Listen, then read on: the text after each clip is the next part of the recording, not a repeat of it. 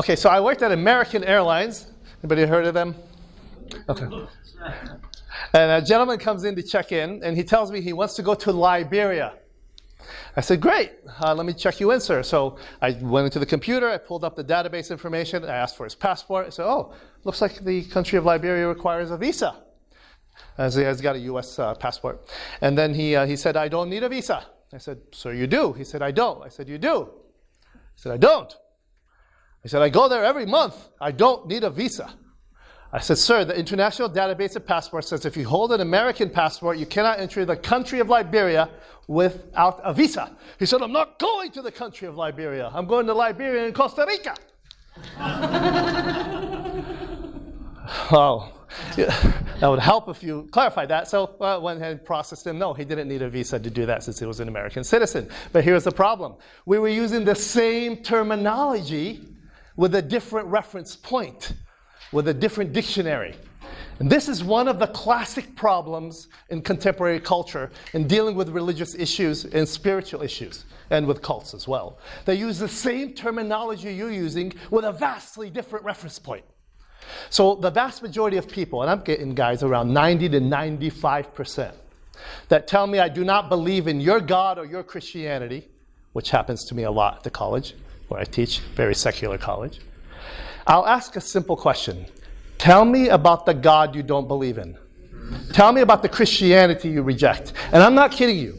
The vast majority of them give me an answer that I would also reject. I reject that God too. I reject that Christianity too. This is called a caricature. That's the problem of trying to bridge the gap between what's in the mind of the unbeliever or the mind of those who reject and what you think. That's why it is so important to ask questions.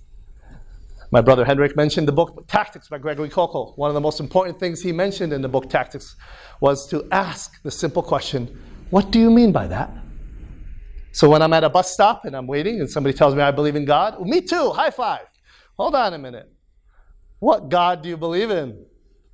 Now I might get myself in trouble by asking that question, but it's important to clarify what do you mean by what you say, especially regarding such volatile issues and such life-changing issues as the spiritual. So in dealing with this talk today, I'll be giving you 3 strategies that made a difference in my life, where I was teaching for the last 15 years, that have been effective in some measure. Of course, there's always exceptions. But overall, these have been helping me, and I hope, by the grace of God, they'll help you. And we'll learn from each other as we move on. Now, we live in a world of weapons of mass distraction. Facebook and Google and Twitter and Instagram and these others, I don't even know what they are. They distract us, that fill our lives up, whether they're sports, TV, the sports scene or the bar scene for some young people. Even education can be a form of distraction. We need to be able to cut through that and use it to our advantage. And many great Christian writers and thinkers are using the social media medium to do that. Are you? Are you engaging in the world in that realm? Use the distractions to your advantage. I try to, and with some degree of success. Aldous Huxley told us that we have an infinite appetite for distractions. And Pascal said, one of the main problems man has is that he does not know how to sit quietly in his own room. If you haven't read Pascal, I strongly recommend him. And as I'm going through this, what I'll be talking about is a lot of the things that Christian scholars and thinkers of the past, people that we stand on their shoulders, have talked about. Great thinkers. One of the most prominent books in movers and shakers in the field is Neuber's book, Christ in Culture. If you haven't read this piece of literature, I strongly recommend you do. Almost every culture shaker and maker in the Christian world who's trying to make a difference and writing about it has referenced this book in one form or another. What he does there is break down 4 or 5 different ways that we can engage culture, or Christians have engaged culture. One of them is that we can go against culture. And some have done that. Christ and Christians against culture. Another form that we could deal with is we could be of the culture itself, kind of like blend in, be one of them. A third option he mentioned is that we can be above the culture, rise up above it. In Illinois, where I live, in the States, and I'm originally from Jordan, there's a place called Zion, Illinois, which is named after the biblical place. If you look into the research behind that, many Christians have tried to break away from the world to create their own little Zion. What ends up happening is we recognize something there. There's sin there too. And it boils up there. And it's actually worse sometimes when the people of God do it. Actually, it is worse. There's a Christ above.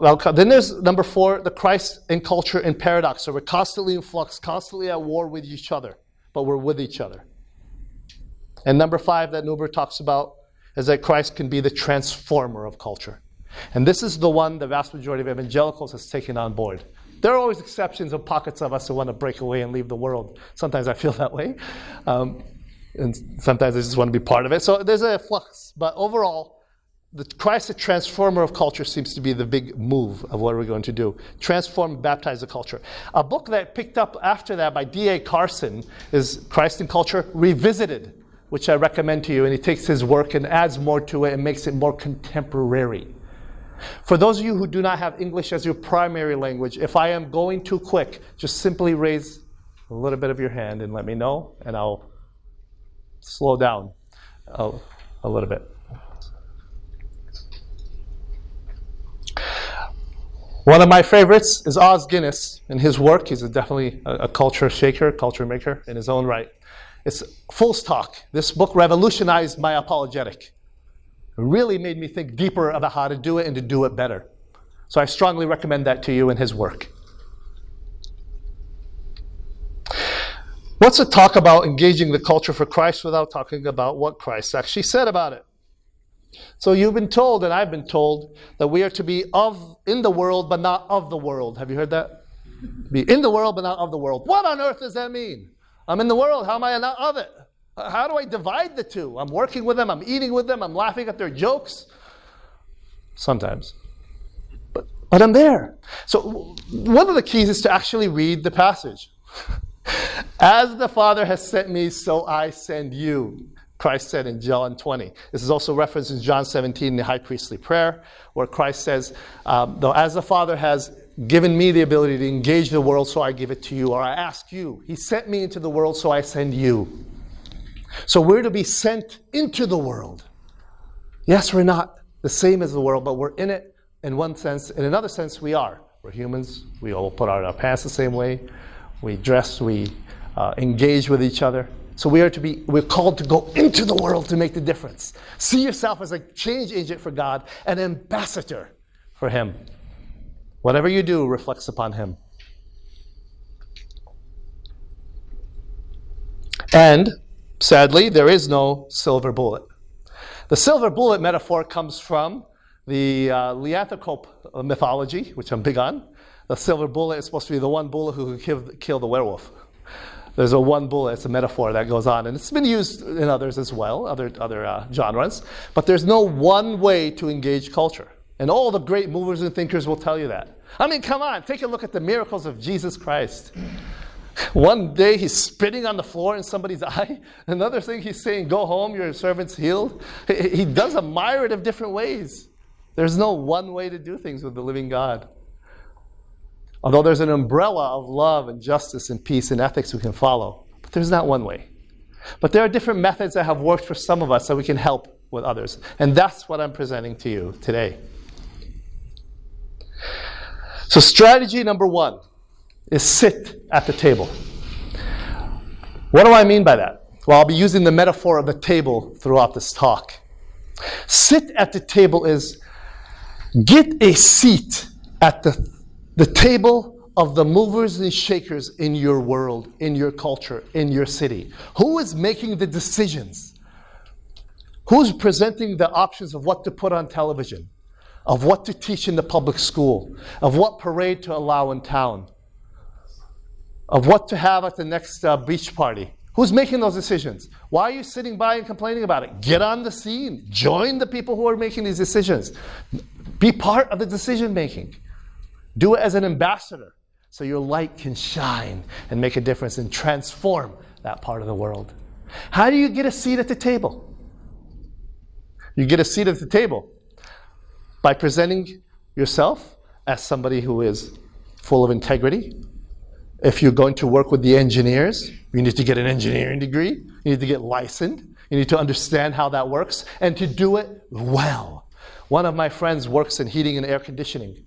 And when he goes into a house, he does his work, and sometimes he stays an extra 2 hours to make sure he does it in the absolute best way he's done, because he's representing Jesus Christ.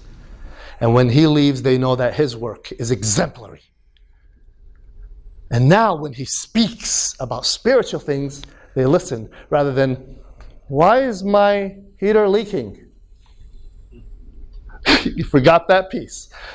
So the work you do sends a message to those around you. I am qualified to do this, whether I'm going to work with the government or work with a university, whether I'm going to write a book or whether I'm going to ride a bike. Am I going to do it to the best of my ability, to the glory of God, so I can get a seat at the table? And when they try to reject me, it will not be because of my scholarship or the quality of my work or the things I said or the things I did. It will be because of the message itself. Get a seat at the table. That's strategy number 1. And when you do this, keep in mind that you don't do it to convert people, although there are some disagreements among what actually that means. But are we after converting the world? Well, yeah, I want them to convert. But in another sense, I don't. In one sense, I want to love them whether they convert or not. Why? Well, there's a theological reason, and here it is. It comes from guess who? The Lord himself, who said, no man can come to me unless the Father draws him. And one of the scholars told me that the word actually in Greek is drags him to me. And get this is really nice, awesome. I will raise him up at the last day. So all of us who hope in Christ, one day we will also be raised. So that when I'm reaching the world, I'm not trying to convert them because I can't do it anyway. No matter how much I preach and talk and sing. And people say apologetics doesn't convert people. Well, neither does your love. Nothing else does. Guess who converts? Him. He converts people. God converts people. He's the one who softens the heart. All you are is the instrument in his hand. So we propose, we don't impose the message. So I got a privilege to teach at Oxford University, and I still do it periodically. I'm on the extended staff. And one of my students in my philosophy of religion course was named Pauline. She started the course when she was 70 years old. Extreme skeptic, very atheistic, but brilliant. I mean, she read more books than some of the Library of Congress, it seems. She knew everything about every major topic that we talked about and did circles around me. But we kept in touch after the class. And over again, she would send me these long exposés of objections, and I do my best to respond. And sometimes it satisfied, sometimes it didn't. You've been there. And there are times to shake the dust off your feet and walk away, but other times you stay in the fire. And then for her, I stayed, because she seemed genuinely interested and kept coming after me. So after a while, she told me, Professor Khaldun, are you trying to convert me? Are you trying to convert me? Of course, she was British. I said, no. I'm trying to love you. She stopped and said, okay, let's continue this then. So we did. And at the age of 75, she calls me up 5 years later after constant conversations in Manchester, England, that she's getting baptized. Are you serious? I almost dropped the phone. She said, yes, I'm joining your community. I cannot ignore the man of the cross any longer. And here's a picture of Pauline. She's no longer my friend, she's my sister. Well, my friend too. Okay. So, with that said, sit at the table means part of it is loving your enemy, loving the people around you. Now, what do I mean by enemy? So I threw that word out. Is the other side the enemy? Who is the enemy? Well, the answer may surprise you, or those of you who are philosophically astute, it won't. But it's not necessarily the guy on the other side of the table. It's not necessarily those who are propagating these ridiculous agendas in culture that are bringing us down and further closer to the gates of ethical hell. They're a problem. It's not the demons and the demonic. It's something else. I'll talk about that as we move on. So here are some more examples of how this actually works of getting at the table. Has anybody ever seen the great docudrama called The Bible? It's the most watched documentary in history. Did you know that? Here's the story of it. Mark Burnett and Roma Downey were actually the producers of a show called The Celebrity Apprentice, which made Donald Trump famous. So we won't go there for now. They were asked to create a film that would debunk the Bible.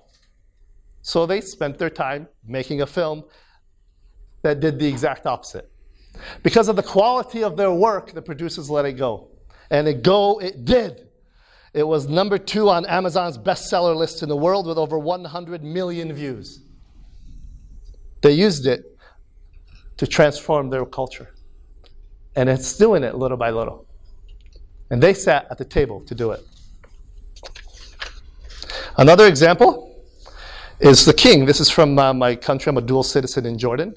King Hussein, who died a few years ago, what he would do is something amazing that you don't hear happening here. The Secret Service will have a fit if this happens. What he'd do is try to escape from his own Secret Service and go into the city. He'd change his hair gear, he'd put another gear on, and he'd walk up and ask for coffee and ask, tell me about the politics. Tell me about the king. Tell me about how things work. He'd dress up like a poor man and walk into a hospital and ask for aid. He'd walk up to the people selling hummus on the side of the road and ask them how the tax system is for them. And of course, finally, the Secret Service would freak out when he'd disappear and go after him. The BBC called him the king of disguises. His son, Abdullah, tries to do that a little bit to mimic his father today in Jordan. And there are stories of him as well. King Abdullah and his family have been good to the people. They are Muslims, but they've been good to the people. Unlike the neighboring countries of Iraq, Libya, Syria, Egypt, etc. So Jordan is pretty stable. But I would call what he's doing incarnational orthopraxy. Incarnational orthopraxy, where he's bringing into incarnation what he believes in his being to the people. Isn't that what Christ did? He walked among us. He bled among us. Are you being part of the world in that way? That's just an example from somebody who doesn't necessarily share our worldview. And another example. So I'm giving a talk here on the superheroes. Yes, I get to use my childhood fantasies in my scholarship. Is that great? Daredevil. So I watched the series Daredevil, and then I wrote about it on my blog. My website is logicallyfaithful.com. And get this, the very next day I get an invitation in Manhattan, New York with the producers of the show. And I went there, of course, flew out. And I was on the panel discussion talking about how we can redeem, get this, culture with the arts. And I was the token philosopher there. I was trying to make a difference by speaking the words of Christ, not compromising them, but doing it with wisdom and respect of those around who are actually trying to make a living in what they're doing and try to do it right. They're trying to do it right. Some of them not, but those others were. That's just another example for you of engaging and sitting on the table. If you're interested, that's a clip from the show when we were on the panel discussion. Of course, you could tell me I'm the one with the lacking follicles there. I'm giving the talk on the superheroes 2 more times at 10:15 tomorrow in room 3-5 and 4:15 in room 4-4. If you're interested in that genre. Okay, let's move on. Strategy number 2, inquire. Strategy number 1 was engage, which is sit at the table. Strategy number 2 is inquire, which is ask the important questions. And as you do that, you're getting into something called the blind spots. Now, a blind spot is the blind spot.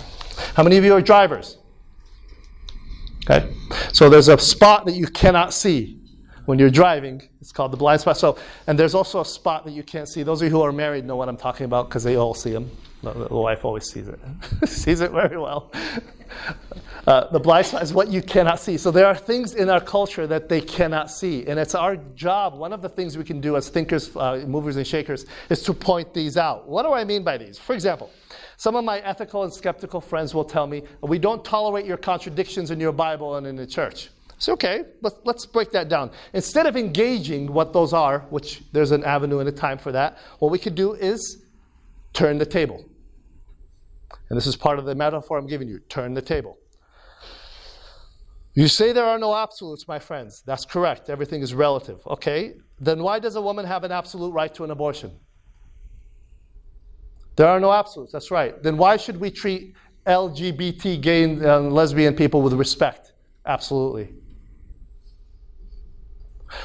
We should not be invading other countries and taking their oil. You mean that's objectively wrong? After all, in our culture, we thought it's okay. Oh, there's something wrong with that. Objectively, right?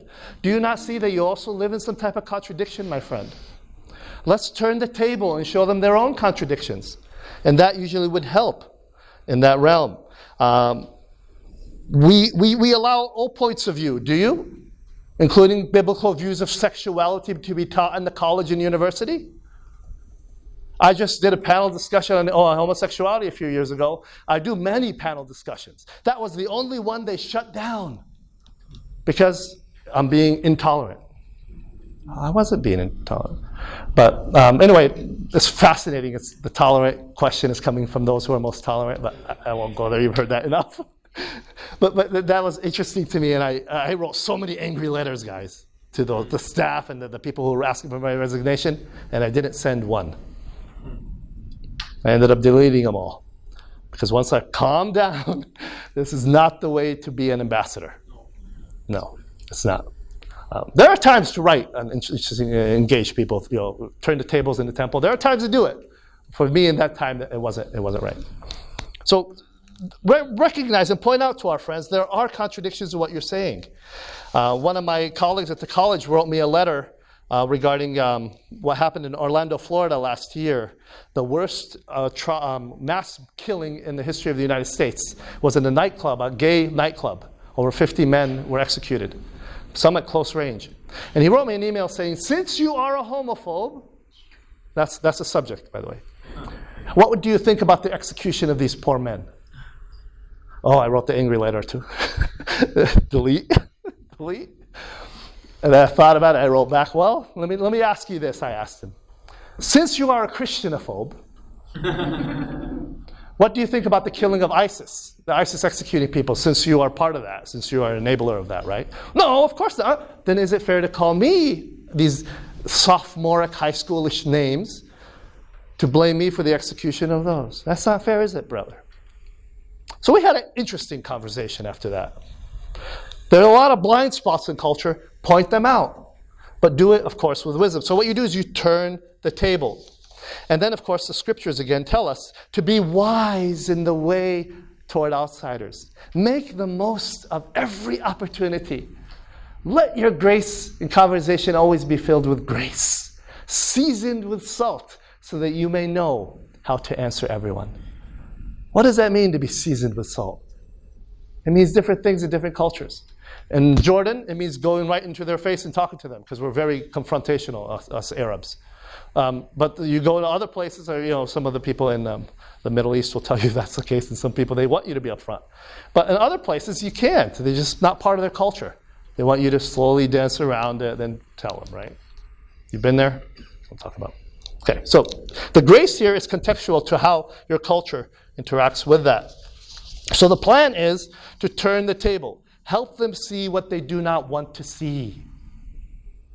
One of the greatest examples in all of literature of how this is done is King David and Nathan, the prophet. So, King David takes this woman who's not his, impregnates her. Does he do it willfully? Does she do it willfully? He could have raped her. We don't know.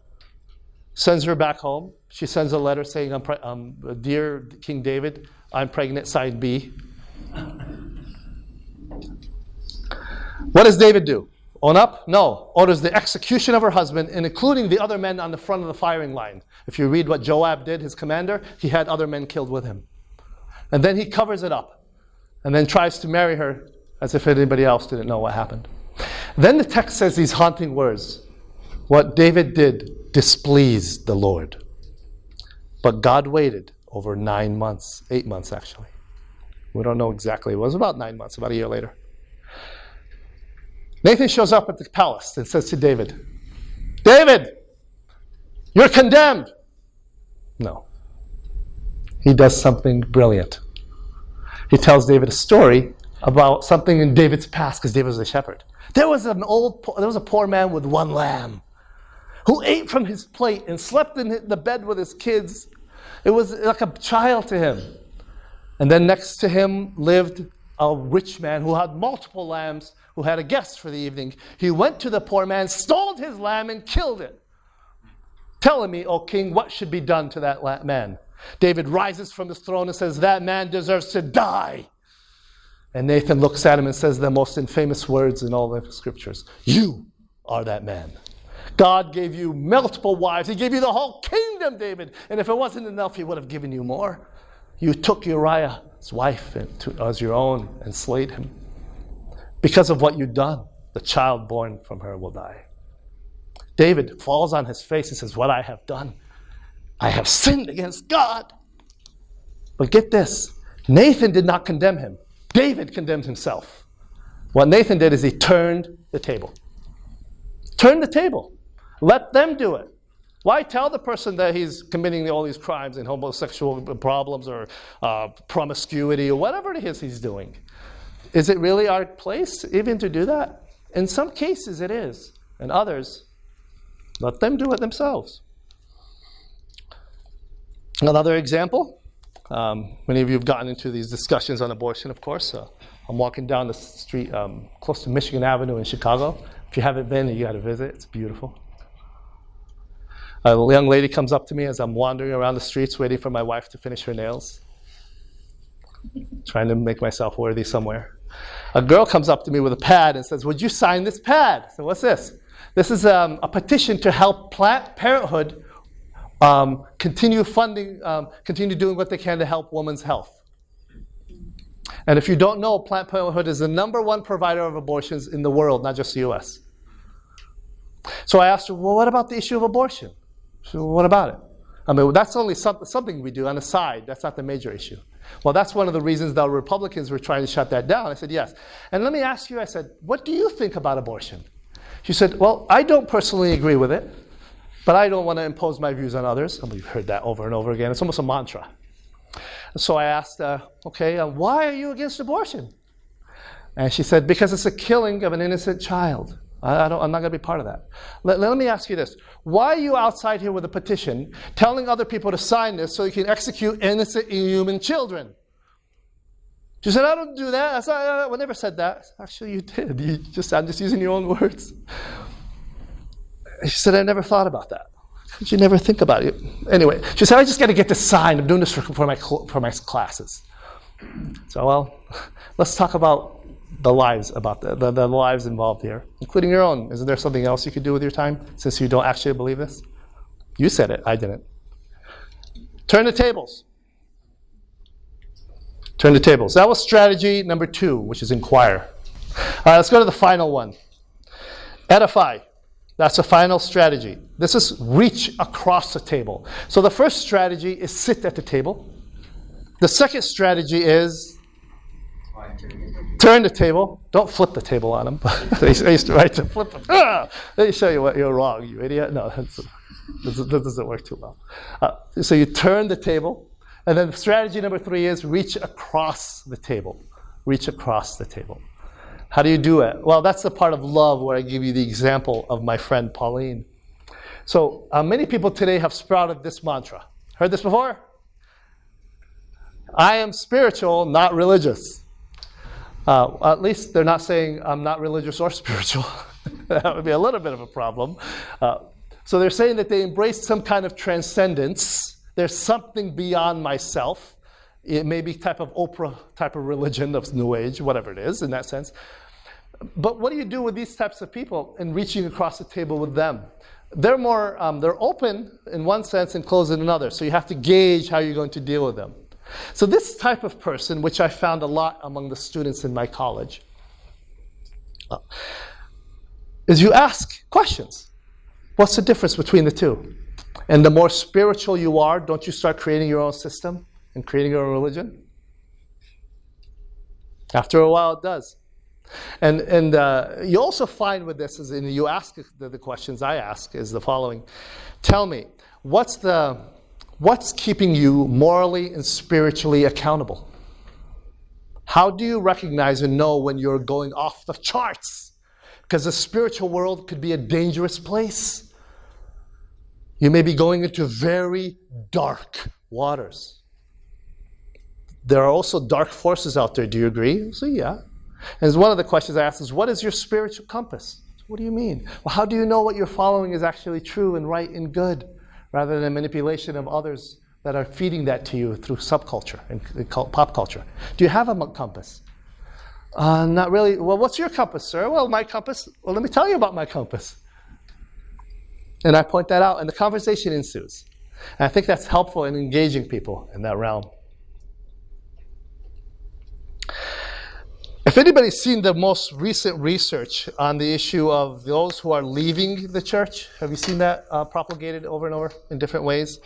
The question is why? And is there any good data? I'm always wondering if people are exaggerating the data, because we exaggerate data. Many of us do. And you've heard the talk. There are statistics, good statistics, bad statistics, and what's the last one? Lies, more lies, and then there are statistics. And then ding statistics, or ding whatever it is. The problem is with statistics is how do we gauge them properly? Well, I've done some research with some of my colleagues on this. The General Social Survey is a great major resource. The University of Chicago's National Opinion Research Council, consisting of research of over 60,000 students. The National Religious Landscape Study, which was conducted by the Pew Research Organization, very reputable organizations. And finally, the National Study of Youth Religion, conducted by the University of Carolina, Chapel Hill. They have concluded the following.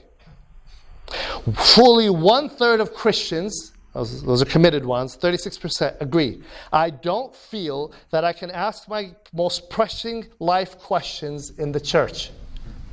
They concluded that unresolved doubt and unanswered questions about Christianity are the key factors in the movement and why so many people are away from Christ. And thus, our research strongly indicates the neglect of apologetics as a root cause of decline in Christianity. This is coming from the Pew Research, General Social Survey, University of Chicago National Survey Research, the Religious Landscape Study, and National Study of Youth and Religion. And here are some of the top reasons given that they have a hard time problem or processing. Number one was the Bible. The problems with the Bible, does it make sense, etc., questions about it. Number two was the existence of God, and number three is creation. Mostly that dealt with the issue of evolution and creation and science and religion, which is a whole avenue that we could get into to provide a rational defense to those who are listening. By the way, let me pause here for a moment.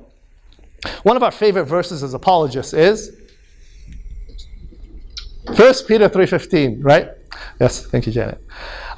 Always set apart Christ as Lord in your heart, being ready to prepare and give a defense for the hope that is within you, but do this with gentleness and respect. But there's another part of that verse. We don't usually quote it. To those who ask. So I'm in Romania, in the mall, walking around, waiting for my wife again. I don't know what else she's doing. And this lady comes up to me and wants to sell me nail shiner, the one that shines nails. And she recognizes by my accent that I'm American, Jordanian, whatever it is. And she says, no, you have to buy this. I don't need a nail shiner. No, she goes on and on about why I need a nail shiner. I'll tell you, it's about 15 minutes of trying to get away from the nail shiner as much as I can. So I finally escaped. But many of us sometimes try to give reasons for the hope around us to people who are just not asking. They're not asking. So why waste your time? They may not be ready spiritually at that time in their life to receive what you're telling them. Maybe somebody else will come along and do that. This is, of course, different than evangelism. Apologetics and evangelism, they overlap, but they're different. Evangelism has its place. But the text is to those who ask. I remember going around as a young apologist, giving reasons to everyone who has a question, but they weren't asking. So those who ask, the field is ready. Keep your eyes open for that ready field. So in conclusion, the best way to reach across the table is to love. It sounds like a cliche. We've heard it over and over again as an epitaph. Love, love, love. What do you mean by love? Love, love, love, love. Okay. Now, what I mean by love is sacrificially living out your faith to others, even when it hurts. And sometimes, especially when it hurts. You want to retaliate, don't you? You want to. Where Jesus says, if anybody strikes you in the right cheek, turn to him the other also. Generally, that's been interpreted as crime, as being hit actually in the face. It's not. If I'm hitting you in the face, I'm using my right hand, and it's not hitting you on your right, Jesus says, if somebody strikes you on the left cheek, I'm not hitting you on the left cheek, I'm hitting you on the right cheek, aren't I? So he's not talking about a fist. He's talking about an insult. Do not return an insult in the same way. Love them even when it hurts. Maybe we close with this example. This is from Mary Chaplin's book, Of Whom the World Was Not Worthy. The book told of the suffering of the true church in Yugoslavia. Anybody from that part of the world? Thank you, brother. I thought you were Romanian. Bosnian, excuse me. Bosnia, okay, close by. There's so much wrong with how the church has been used there, which has gone on in the name of Christ for decades there. One day, an evangelist by the name of Jakov arrived in a certain village. He was commiserating with an elderly man named Samarian on the tragedies that he had experienced under the, quote, love of Christ. Samarian abruptly interrupted him and told him that he had nothing to do with Christianity. He reminded Jakov of the dreadful history of the church, how it was replete with plunder, exploitation, blackmail, and killing of innocent people. My own nephew was killed by them, he said, and abruptly tried to stop any efforts by Jakov of talking about Christ. Those who wear those crosses carry a heavy commission, but their evil designs I cannot ignore. Jakov, looking for an occasion to get Samarian to change his line of thinking, said, Samarian, can I ask you a question? Suppose I were to steal your coat and put it on and break into a bank. And the police came after me, but couldn't catch me. And the next day, they arrested you because it was your coat. What would you say?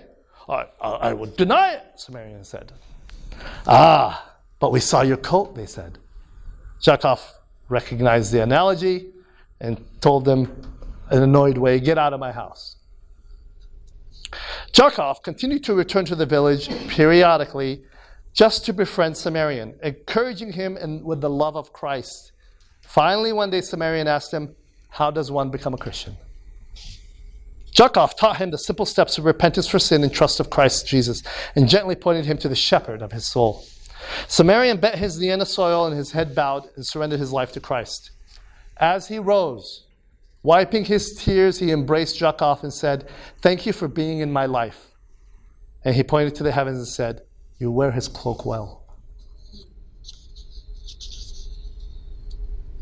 So remember when I asked you what's the enemy?